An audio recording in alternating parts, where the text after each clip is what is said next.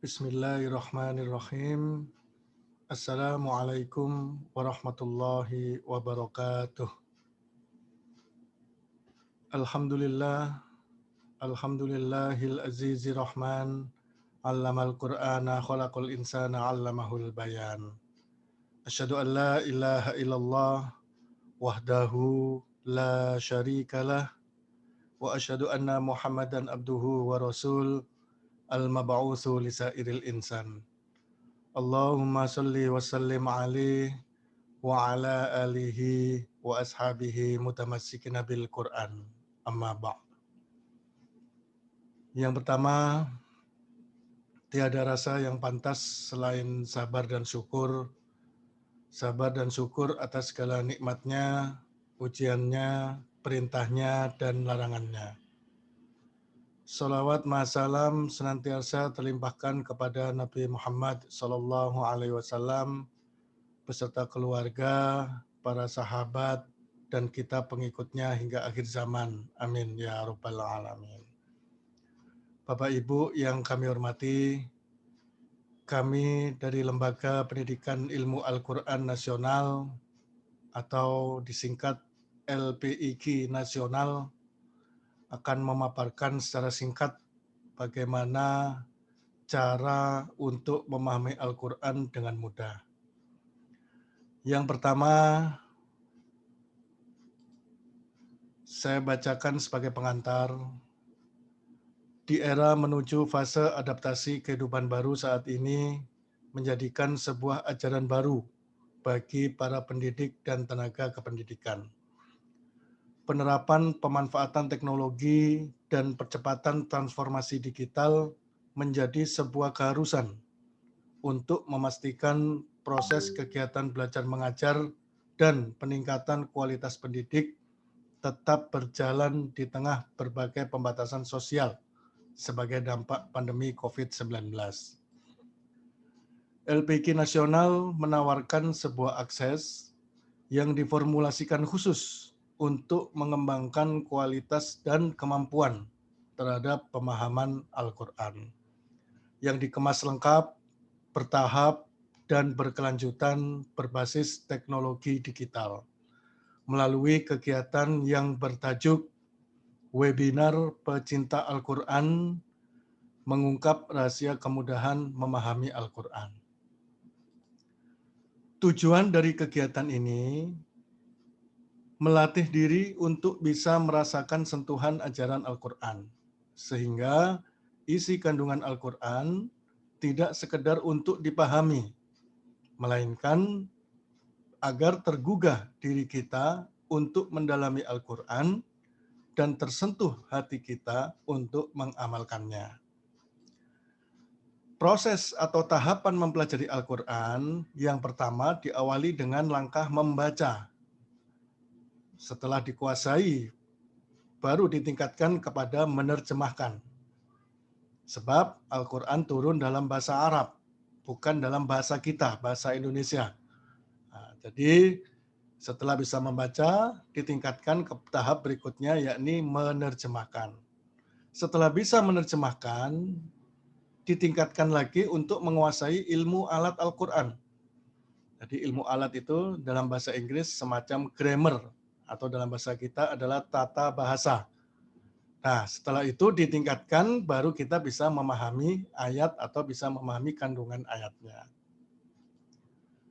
Kepedulian umat Islam untuk mengkaji dan mendalami kitab suci Al-Quran masih sangat memprihatinkan. Membaca Al-Quran setiap hari belum banyak dilakukan. Padahal perintah turun ayat pertama adalah Iqra, baca. Banyak yang mengorbankan dirinya sampai meninggal dunia belum bisa memahami Al-Quran. Akibatnya, pemahaman terhadap Al-Quran yang merupakan pedoman hidupnya itu masih sebatas kulit-kulitnya saja. Belum bisa meresap ke dalam kalbunya. Bagaimana bisa meresap? Menerjemahkan saja belum bisa. Sehingga tidak mampu menggerakkan jiwa raganya ke jalan yang lurus seperti Al-Quran. Persepsi sebagian besar umat Islam bahwa untuk mempelajari dan memahami Al-Quran adalah sulit. Hanya mereka yang di pesantren yang bisa memahami Al-Quran. Padahal faktanya adalah Allah Subhanahu wa Ta'ala menjamin mudah Al-Quran untuk dipelajari. Sebagaimana tertuang di dalam surah Al-Qamar, surah ke-54. Khususnya pada ayat 17, ayat 22, ayat 32, dan ayat 40. Sampai diulang 4 kali dalam satu surat. Jadi, jika kita menjumpai ayat yang diulang-ulang, berarti ayat itu sifatnya penting. Sifatnya penegasan. Ya, jadi Allah menegaskan karena suratnya ayatnya diulang-ulang. Yang bunyinya A'udzubillahi minasyaitonirrajim walaqad yassarnal Qur'ana lidzikri fahal mim muddakir. Kalau diterjemahkan per kata, wa artinya dan, la artinya sungguh, qad artinya benar-benar. Yassarna kami mudahkan Al-Qur'ana Al-Qur'an lidzikri untuk pelajaran atau untuk dipelajari. Fa maka hal apakah min dari muddakirin orang-orang yang mau mempelajari. Nah, jadi singkatnya ayat ini Allah menegaskan bahwa Al-Quran itu mudah untuk dipelajari. Nah, jadi kalau ada yang mengatakan Al-Quran sulit, maka berhadapan-hadapan dengan Allah. Karena Allah sendiri sudah menjamin bahwa Al-Quran itu mudah. Setelah Allah menjamin mudah, di penutup ayatnya, fahal mim muddakir. Allah menanyakan, adakah orang yang mau mempelajari? Setelah Al-Quran saya mudahkan, begitu mungkin kata Allah, adakah yang mau mempelajari? Nah, jadi poinnya di sini adalah yang penting mau. Karena Allah menanyakan maunya, bukan mampunya. Allah tidak menanyakan adakah orang yang mampu mempelajari, tidak. Tapi yang ditanyakan oleh Allah adalah adakah orang yang mau mempelajari. Nah, jadi isyarat bahwa syarat untuk bisa memahami Al-Quran itu satu syaratnya. Yang penting ada mau atau ada kemauan, bukan kemampuan. Jadi barangkali Bapak Ibu, mohon maaf, sudah merasa tua, daya ingat berkurang, daya pikir rendah, itu masuk wilayah kemampuan. Allah tidak menanyakan itu. Tapi yang ditanyakan adalah kemauannya. Yang penting mau saja, insya Allah bisa. Berikutnya, setelah dihitung, kosakata Al-Quran itu jumlahnya kurang lebih 110.000 kosakata. Bukan ayat ya, kalau ayat 6.600 sekian. Tapi ini jauh lebih spesifik, yakni kosakata. Contohnya, Bismillahirrahmanirrahim itu terdiri dari kosakata bi, ismi, Allah, Ar-Rahman, Ar-Rahim. 5 kata atau 5 kosakata.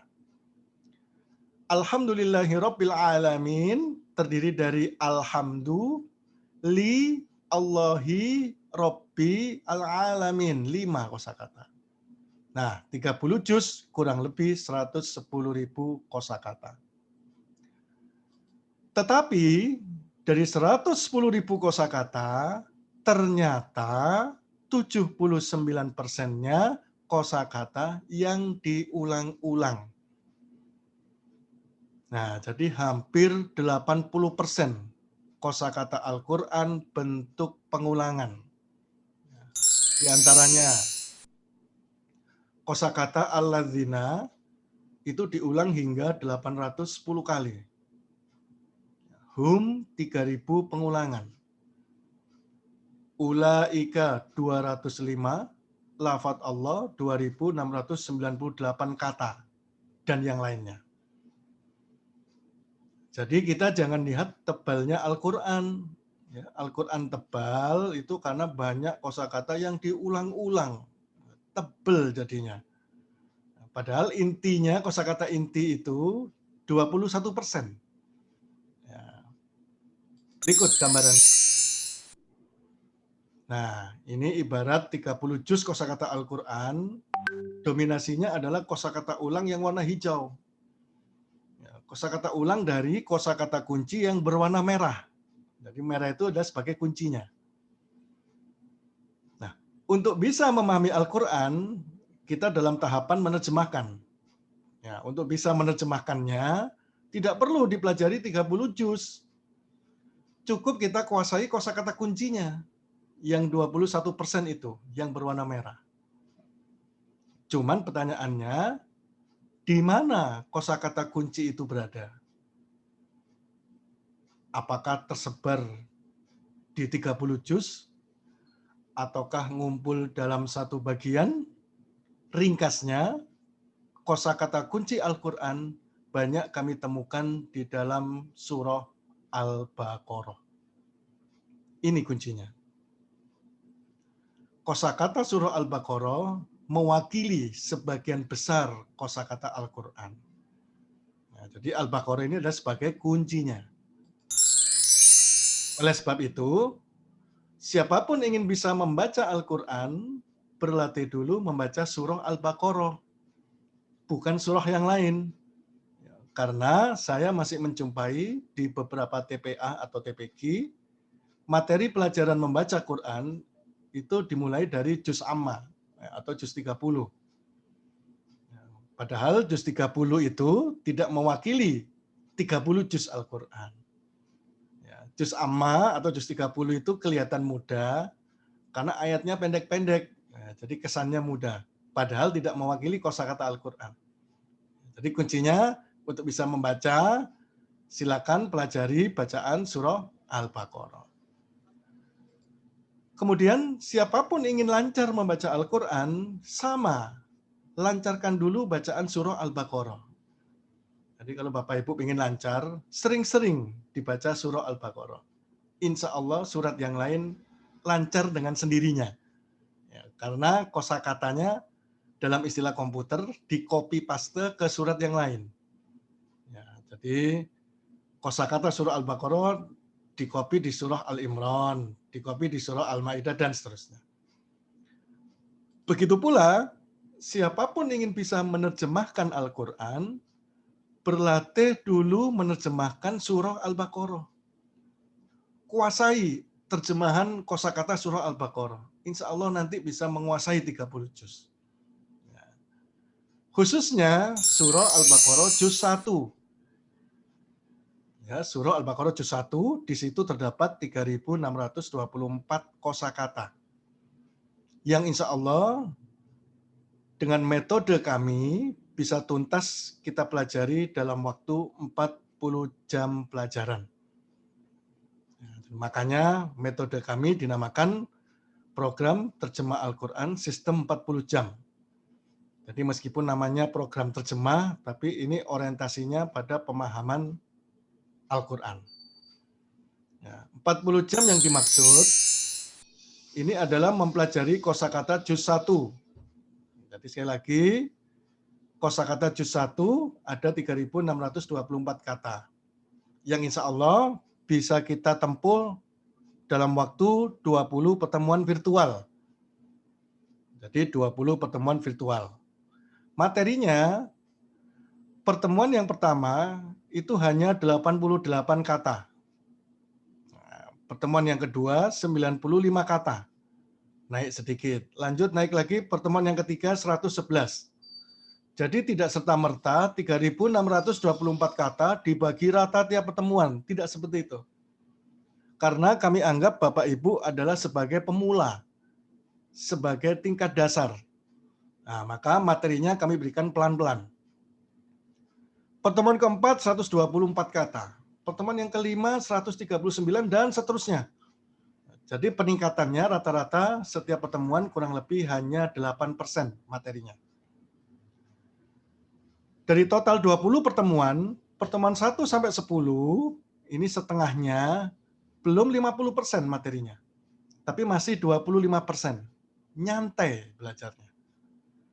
Tapi di pertemuan 11 sampai ke 20 dibebankan 75%. Kenapa dibebankan sebanyak ini? Karena kita sudah mempunyai modal 10 pertemuan sebelumnya. Nah, pertemuan berikutnya tinggal mengulang-ulang saja. Karena kosakata Al-Quran banyak yang diulang-ulang. Ya, contohnya, media pembelajaran pertemuan yang pertama. Nah, totalnya ada 88 kata. Mulai dari surah Al-Fatihah sampai Al-Baqarah ayat 5. Untuk mempermudah, maka kami tambahkan tanda kotak per kata. Satu kotak, satu kata. Kosakata ulang, kami hilangkan tanda kotaknya. Tidak perlu dipelajari. Contoh, lafadz Allah pada ayat yang kedua, kami hilangkan tanda kotaknya, sebab pengulangan dari lafadz Allah sebelumnya. Begitupun Ar-Rahman ayat yang ketiga, pengulangan dari Ar-Rahman ayat yang pertama. Jadi Ar-Rahman ayat yang pertama artinya Maha Pengasih. Ketemu lagi di sini Ar-Rahman ayat yang ketiga artinya sama, Maha Pengasih. Ar-Rahman yang lain hingga 30 juz, kuncinya ada di surah Al-Fatihah ayat yang pertama. Bisa satu Ar-Rahman, bisa Ar-Rahman yang lain sampai 30 juz. Kemudian sampingnya Ar-Rahim, pengulangan. Dari Ar-Rahim ayat yang pertama. Berikutnya Iyaka, pada ayat Iyyaka na'budu wa iyyaka nasta'in. Nah, Iyyaka yang kedua ini pengulangan dari Iyyaka sebelumnya. Iyyaka hanya padamu. Ketemu lagi di sini Iyyaka artinya sama, hanya padamu. Berikutnya Siroto, pengulangan. Dari ayat sebelumnya ada Ihdinas Siroto. Nah, begitu pula dengan yang lain. Ya, jadi dari total 88 kata yang dipelajari hanya yang bertanda kotak. Berapa? 53 kata. Sisanya yang 35 pengulangan. Ya, jadi tidak semuanya dipelajari. Contoh lagi, pertemuan yang kedua. Totalnya ada 95 kata. Yang pertama, lafadznya berbunyi inna. Ya, innalladzina kafaru sawaun dan seterusnya. Inna. Inna kosakata baru atau kosakata ulang. Untuk mengetahuinya, kita lihat pertemuan sebelumnya. Ya, ini pertemuan yang pertama. Mari kita balik ke pertemuan yang pertama. Kita cek, ada tidak kosakata inna? Ternyata tidak ada. Berarti inna pada pertemuan yang kedua ini merupakan kosakata baru. Ya, kita beri tanda. Alladzina, kosakata baru atau ulang, ternyata kosakata ulang. Ya, dari mana? Dari sirotol ladzina yang pertama. Yang kedua alladzina yu'minuna. Diulang lagi walladzina yu'minuna. Ada 3 alladzina. Ya. Kafaru kosakata baru. Ya, karena di sini tidak ditemukan kafaru. Begitu pula sawaun, kosakata baru. Alaihim, pengulangan. Ada di sini. Ala him. Diulang lagi ala dan him. Diulang lagi di bawahnya ada hum. Ya, him dan hum sama. Ada lagi hum. Kemudian ala, him.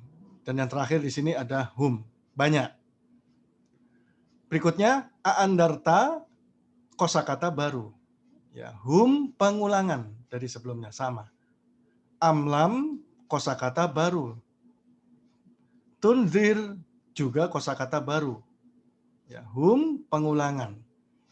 La yu'minuna pengulangan. Dari sini. Wala, ini ada la. Kemudian di sini la. Diulang lagi sini yu'minuna. Ada lagi di bawahnya yu'minuna. Nah, jadi di pertemuan yang kedua, dari total 95 kata, yang dipelajari hanya 41 kata. Yang diulang 54 kata. Baru belajar 2 pertemuan, banyak yang diulang ketimbang yang dipelajari. Jadi banyak pengulangannya ketimbang materinya. Ini baru belajar 2 pertemuan.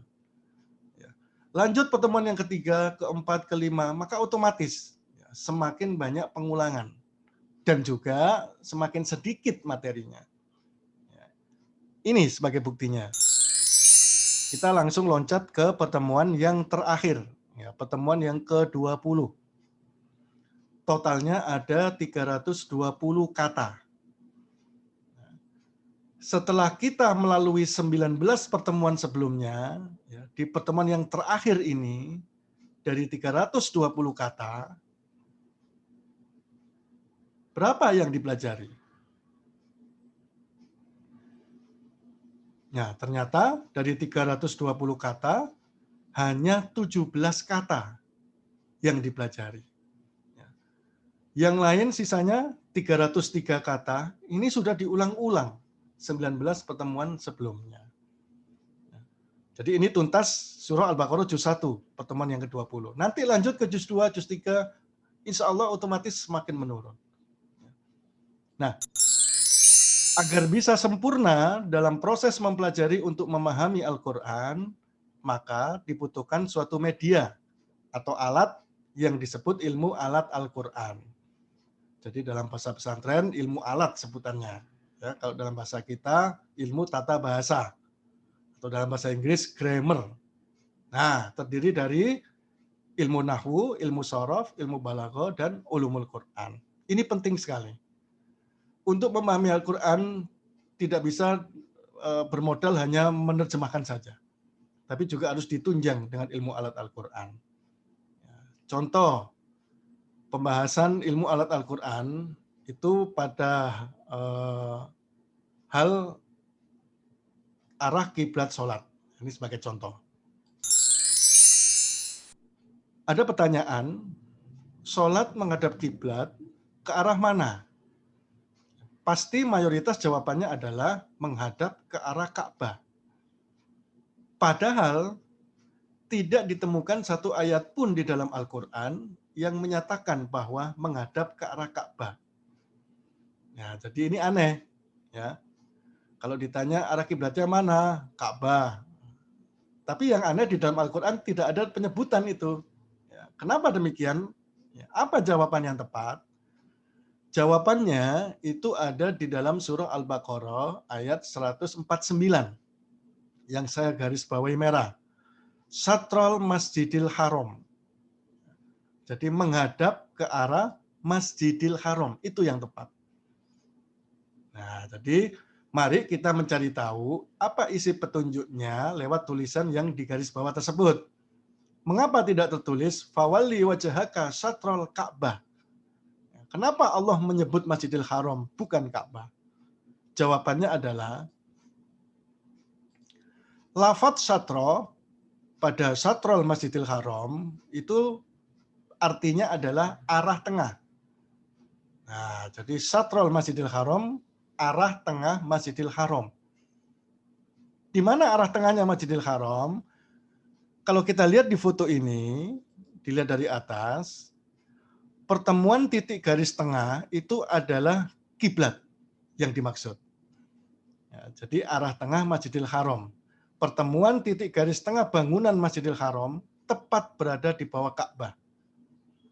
Nah, jadi Ka'bah itu hanya sebagai tanda kiblat atau sebagai alat petunjuk. Nah, kenapa Allah tidak langsung saja menyebutkan satrul Ka'bah? Mungkin saja supaya kita tidak mengkultuskan.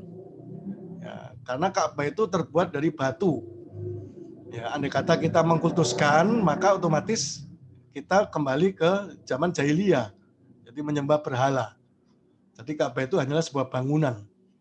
Ya, kalau kita kultuskan, kalau Ka'bah hancur, Ka'bah runtuh, maka apakah kiblatnya hilang? Nah, tentunya tidak, karena acuannya adalah bukan Ka'bah tapi Syatrul Masjidil Haram. Buktinya ini, soft sholat di Masjidil Haram itu softnya melingkar, tidak kotak mengikuti bentuk Ka'bah. Nah, jadi melingkar softnya, karena memang acuannya adalah titik. Yang namanya lingkaran kalau dikecilkan semakin kecil maka adalah titik. Nah, itulah yang dimaksud Syatrul Masjidil Haram. Nah, ini adalah sebagai contoh. Kalau kita bisa memahami terjemahan dan ilmu alat, maka arti dari pemahaman kata itu lebih spesifik. Ya, jadi kita bisa mengetahui lebih dalam. Ya, tidak hanya kulit-kulitnya Al-Quran saja. Ya. Baik, sebagai info tambahan, ini saya baca sebuah buku yang berjudul Keajaiban Sel-Sel Otak Manusia. Jadi yang ditulis oleh Profesor Dr. Ruben dari Jerman. Beliau tergugah atau beliau takjub ya terhadap banyaknya umat Islam yang pandai menghafal Al-Quran. Ya, Al-Quran setebal itu kok bisa dihafal? Mungkin begitu kata beliau. Lantas beliau melakukan penelitian ya, yang dituangkan ke dalam buku tersebut. Ringkasnya, yang pertama adalah otak terdiri dari bermiliar-miliar sel. Jadi ringkasan dari buku itu adalah yang pertama, otak terdiri dari miliaran sel. Jadi beratnya hanya 1,5 kilo, tapi isinya miliaran sel. Nah, oleh sang penulis, ya dilakukan penelitian, satu sel otak itu setara dengan daya memori flash disk berkapasitas 1024 mega. Jadi satu sel otak manusia itu sama dengan flash disk ukuran 1 giga. Daya ingatnya, daya simpannya. Nah, kemudian oleh beliau dilakukan penelitian lebih dalam, kemampuan flash disk tersebut untuk menyimpan 110.000 kosakata Al-Quran hanya membutuhkan daya memori sebesar 34 megabyte. Jadi kesimpulannya, kemampuan otak manusia untuk menyimpan atau mengingat 30 juz kosakata Al-Quran hanya membutuhkan kurang dari 1 sel. Ya, kita punya miliaran sel. Makanya terbukti banyak sekali orang yang bisa menghafal Al-Quran. Ya, makanya jangan khawatir, andai kata Al-Quran di dunia ini dibakar habis, ya dibakar sampai habis tidak tersisa, jangan khawatir. Ya, karena yang hafal itu jutaan. Ya, yang hafal jutaan. Kenapa? Karena kita mampu, otak kita mampu. Jadi Allah sudah mendesain. Ya, satu sel saja. Ya, satu sel saja. Yang miliaran sel lainnya terserah dibuat untuk apa. Ya, untuk Al-Quran hanya membutuhkan kurang dari 1 sel. Baik, kesimpulannya, program ini adalah satu berbasis pelatihan. Yang kedua, program ini melalui sistem pemahaman bukan hafalan. Artinya, Bapak Ibu nanti dilatih bisa karena paham, bukan bisa karena hafalan. Ya, beda. Ya, orang bisa karena hafal, orang bisa karena paham. Yang ketiga, program ini dimulai dari penguasaan kosakata, ciri-ciri dan tanda-tandanya, kemudian belajar ilmu alatnya.